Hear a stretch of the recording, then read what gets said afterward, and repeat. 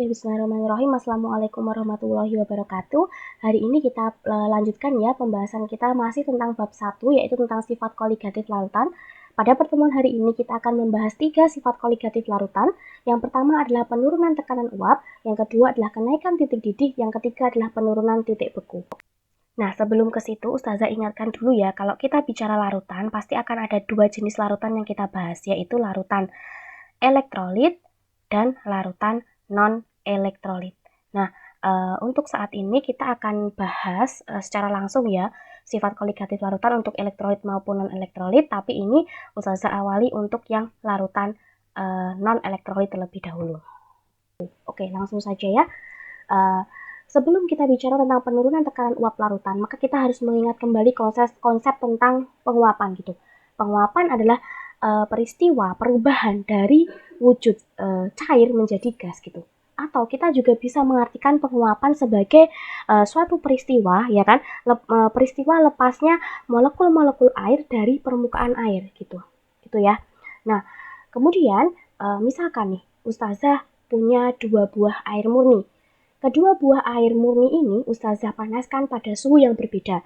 Yang pertama Ustazah panaskan pada suhu 25 derajat Celcius, yang kedua Ustazah panaskan pada suhu 40 derajat Celcius. Nah, setelah eksperimen yang kita lakukan, ternyata uap air pada suhu 40 derajat Celcius itu lebih banyak daripada uap air yang dihasilkan pada suhu 25 derajat Celcius gitu. Artinya apa? Artinya tekanan uap pada tekanan uap pelarut, air murni kan, air kan sering jadi pelarut ya. Tekanan uap pelarut pada suhu 40 derajat Celcius pasti akan lebih besar daripada tekanan uap air pada suhu 25 derajat Celcius gitu. Nah, jadi apa toh tekanan uap? Tekanan uap adalah kecenderungan suatu larutan untuk menguap. Nah, yang harus kalian ingat dalam pembahasan tekanan uap adalah yang pertama, ketika suatu larutan itu dikatakan mudah menguap, baik larutan maupun pelarutnya, artinya tekanan uapnya itu tinggi. Sedangkan ketika suatu larutan dapat dikatakan sukar menguap, berarti dia memiliki tekanan uap yang rendah. Gitu. Oke, kemudian Ustazah punya sebuah kasus. Ustazah punya 2 buah larutan, yaitu larutan A dan larutan B. Larutan A ini merupakan larutan gula misalkan. Sedangkan larutan B adalah air murni. Oke, nah pada larutan gula otomatis akan ada zat terlarut pada permukaan air, ya kan? Yang namanya larutan pasti akan ada gula, ada air. Otomatis dalam larutan gula ada zat terlarut berupa gula. Nah, bagaimanakah proses penguapannya gitu? Apabila ke dalam air itu ada gulanya, ada zat terlarutnya gitu. Nah, jika ada zat terlarut dalam air, otomatis permukaan air yang akan menguap itu akan terhalang oleh partikel-partikel zat terlarut. Dalam kasus ini adalah gula. Jadi ketika air itu akan menguap, dia akan terhalang oleh partikel-partikel gula. Otomatis hal ini menyebabkan uap air yang dihasilkan di atas ini gitu, itu pasti akan sedikit. Nah, ketika uap air yang dihasilkan sedikit, otomatis tekanan uap akan turun, ya kan? Tadi kan tekanan uap adalah kecenderungan suatu larutan untuk menguap. Nah, kalau uap air yang dihasilkan itu sedikit, berarti tekanan uapnya pun pasti akan kecil atau turun gitu ya. Nah, hal ini pasti akan berbeda ketika kita menguapkan air saja gitu. Karena air ini dia tidak ada penghalangnya dari zat terlarut, air murni ini kan dia hanya pelarut ya. Nah, pasti uap yang dihasilkan di atas ini pasti akan lebih banyak gitu ya. Nah, sehingga dapat disimpulkan seperti ini. Adanya zat terlarut akan menyebabkan pelarut lebih sukar menguap. Sebab sebagian permukaannya akan tertutup oleh zat tersebut. Sehingga dapat disimpulkan bahwa tekanan uap larutan pasti akan lebih kecil dari tekanan uap pelarut. Jadi, ketika kita mau mencari berapakah besarnya penurunan tekanan uap larutan, Otomatis karena nilai tekanan uap pelarut pasti lebih besar daripada tekanan uap larutan, maka dapat dirumuskan delta P sama dengan P0 min P. Selanjutnya kita akan membahas tentang tekanan uap larutan dan hukum Raoult, bagaimana hubungannya gitu. Nah, François-Emery Raoult pada tahun 1887 sampai 1888, beliau menemukan sebuah fakta bahwa tekanan uap larutan ternyata berbanding lurus dengan fraksi mol pelarutnya atau XP dan tekanan uap pelarut murninya atau P0. Nah, sehingga dapat dirumuskan dalam secara matematis ya bahwa P atau tekanan uap larutan itu sama dengan P0 dikalikan dengan X pelarut. Nah, kita kembali ke rumus penurunan tekanan uap atau delta P. Tadi rumus delta P adalah P0 dikurangi P. Jadi bisa kita tuliskan delta P sama dengan P0 dikurangi P, di mana P bisa kita ganti menggunakan hukum Raoult, yaitu X pelarut dikalikan dengan P0. Nah, ingat bahwa ketika kita punya X pelarut, kita tambahkan dengan X terlarut itu sama dengan 1. Berarti X pelarut bisa kita ganti sama dengan menjadi 1 min X terlarut. Berarti P0 min 1 min X terlarut dikalikan P0, kita kali silang untuk P0-nya, sehingga P0 dikurangi P0 ditambah X terlarut kali P0, maka ini habis, maka delta P itu adalah X terlarut dikalikan dengan P0. Dengan keterangan bahwa delta P adalah penurunan tekanan uap larutan dalam satuan mmHg, X terlarut berarti fraksi mol zat terlarut, P0 berarti adalah tekanan uap pelarut murni dalam satuan ATM atau mmHg. Oke, selanjutnya adalah sifat koligatif larutan tentang penurunan tekanan uap untuk larutan yang elektrolit. Setelah tadi kita bahas untuk larutan non-elektrolit ya. Nah, sebelumnya Ustazah akan review sebentar terkait larutan elektrolit. Yang namanya larutan elektrolit itu ada dua, ada elektrolit kuat, ada elektrolit lemah. Elektrolit kuat itu pasti berasal dari asam kuat, basa kuat, dan tentunya garam. Karena garam itu biasanya merupakan elektrolit kuat. Sedangkan untuk elektrolit lemah otomatis pasti akan berasal dari asam lemah dan basa lemah. Sedangkan untuk beberapa contoh larutan non-elektrolit adalah ada gula, kemudian alkohol, ada urea, ada glukosa, dan lain-lain gitu.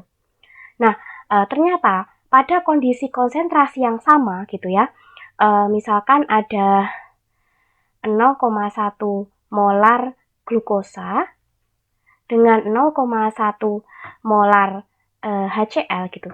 Ternyata itu memiliki jumlah partikel yang berbeda. Jadi untuk larutan elektrolit akan mengandung jumlah partikel lebih banyak daripada larutan non-elektrolit. Nah, akibatnya apa? Akibatnya sifat koligatif larutan untuk larutan elektrolit pasti akan lebih besar daripada larutan non-elektrolit. Nah, kalau kita bicara terkait perhitungan pada larutan elektrolit, pasti kita akan menggunakan yang namanya faktor Van Hoff. Faktor Van Hoff itu adalah perbandingan antara sifat koligatif larutan yang terukur dari larutan elektrolit kita bandingkan dengan sifat koligatif larutan yang diharapkan dari larutan non-elektrolit. Nah, faktor Van Hoff ini dinyatakan dengan lambang I. Nah, untuk rumusnya sendiri, nilai I itu adalah 1 ditambah N-1 kalikan alfa, di mana alfa adalah derajat ionisasi elektrolit. Nah, alfa ini sama dengan ketika kalian belajar asam basa, derajat disosiasi atau ionisasi itu ya. Kemudian N adalah jumlah ion dari rumus satuan senyawa elektrolit. Contohnya misalkan NaCl, maka nilai N-nya adalah 2. Karena ketika kita ionkan NaCl itu adalah Na plus ditambah dengan Cl min. Artinya ada 1 ion Na dan ada 1 ion Cl min, maka jumlah N-nya adalah 2. Sedangkan ketika kita punya K2SO4, kita ionkan adalah menjadi 2K plus ditambah dengan SO4 2 min, berarti terdapat 2 ion K plus dan 1 ion SO4 2 min. Berarti jumlah N-nya adalah 3. Nah, yang harus kalian ingat, kalian tidak perlu menghitung nilai I untuk elektrolit kuat. Kenapa? Karena alfa untuk elektrolit kuat itu adalah 1, sehingga nilai I-nya akan sama dengan N. Nah, bagaimana rumus penurunan tekanan uap untuk larutan elektrolit? Gitu. Nah, nanti pada bagian XT-nya itu harus dikalikan dengan I. Nah, kita kan tahu tadi bahwa penurunan tekanan uap itu rumusnya adalah delta P sama dengan XT dikalikan P0. Nah, kemarin kita belajar XT itu rumusnya kan XT sama dengan NT dibagi NT plus NP, ya kan? Nah, tapi karena ini kita menghitung yang terlarut adalah berupa larutan elektrolit, maka untuk NT-nya harus dikali dengan I. Berarti XT sama dengan NT dikalikan dengan I dibagi NT kalikan I ditambah dengan NP. Nah, nanti untuk rumus XP-nya berarti sama. Ingat, yang dikali dengan I hanyalah mol zat terlarutnya, bukan mol pelarutnya. Oke, selanjutnya sifat koligatif yang kedua adalah tentang kenaikan titik didih. Nah, kita bahas dulu terkait pengertian kenaikan titik didih. Titik didih sendiri adalah suhu saat di mana tekanan uap zat cair akan sama dengan tekanan di lingkungan atau udara luarnya. Atau bisa juga kita sebut dengan suhu saat zat cair mulai mendidih. Nah, jadi titik didih ini sangat dipengaruhi sekali oleh udara atau lingkungannya, gitu ya. Nah, kasus nyatanya seperti apa? Yaitu ketika kita mendidihkan air di dataran rendah, otomatis akan berbeda ketika kita mendidihkan air di dataran tinggi gitu. Ternyata ketika kita mendidihkan air di dataran tinggi, itu air lebih cepat mendidih gitu. Hal ini disebabkan karena tekanan udara pada dataran tinggi itu lebih kecil ya, kurang dari 760 mmHg. Lebih kecil daripada tekanan udara pada dataran rendah. Nah, kalau kita analogikan ketika kita mau mendidihkan air gitu ya, ketika kita mau mendidihkan air, otomatis akan ada tekanan ke atas. Nah, karena tekanan udara pada dataran tinggi itu kecil, maka tekanan udara ke bawah itu yang menekan itu pasti akan lebih sedikit daripada tekanan udara pada dataran rendah. Nah, akibatnya air ini untuk bisa mendidih itu akan air dapat bergerak lebih bebas sehingga dia lebih cepat mendidih. Itu ya. Itu adalah kasus nyata yang menunjukkan bahwa titik didih itu sangat terpengaruh dengan lingkungan kita gitu. Nah, kemudian kita akan membahas tentang titik didih larutan dan kenaikan titik didih gitu. Nah, misalkan ini Ustazah punya dua kasus ya. Jika sama-sama mendidih, jadi kita sama-sama mau mendidihkan air murni dan air laut. Nah, mana yang suhunya lebih tinggi gitu? Kita tahu bahwa pada air laut itu pasti ada zat terlarut. Paling enggak pasti akan ada NaCl, ya kan? Nah, yang harus kalian ingat, zat yang sukar melarut atau zat yang sukar menguap berarti dia memiliki titik didih lebih tinggi daripada pelarutnya. Nah, hal ini disebabkan oleh apa gitu? Hal ini disebabkan karena adanya zat terlarut, dalam hal ini adalah NaCl misalkan, dalam larutan, otomatis akan membuat pelarut lebih sukar untuk mendidih dibandingkan dengan pelarut murni saja, gitu ya. Nah, artinya butuh suhu lebih untuk air laut untuk mendidih, gitu ya, untuk mendidih. Akibatnya apa? Akibatnya titik didih larutan, dalam hal ini adalah air laut, pasti akan lebih tinggi daripada titik didih air murni, gitu. Nah, sama seperti tekanan uap tadi, yang kita hitung adalah penurunan tekanan uap. Sedangkan ketika titik didih, yang kita hitung adalah delta TB atau kenaikan titik didihnya. Pengertian dari kenaikan titik didih adalah selisih antara titik didih larutan dengan titik didih pelarut. Disimbolkan dengan delta TB atau boiling point elevation. Rumusnya adalah delta TB sama dengan TB larutan dikurangi dengan TB pelarut. Nah, kemudian kita bisa nih menghubungkan antara konsentrasi dengan delta TB. Oleh karena itu, kenapa kemarin di awal bab Ustazah sedikit menjelaskan tentang molaritas, kemudian fraksi mol. Nah, ternyata rumus dari delta TB itu sama dengan Kb dikalikan M untuk zat non-elektrolit. Sedangkan sama seperti tekanan uap tadi, untuk rumus yang zat elektrolit maka nilai delta TB adalah Kb kalikan M dikalikan I. Dimana jangan sampai lupa bahwa M ini adalah molalitas. Rumusnya adalah molalitas. Rumusnya adalah gram per mr atau mol dikalikan 1000 per P atau massa pelarutnya. Itu ya.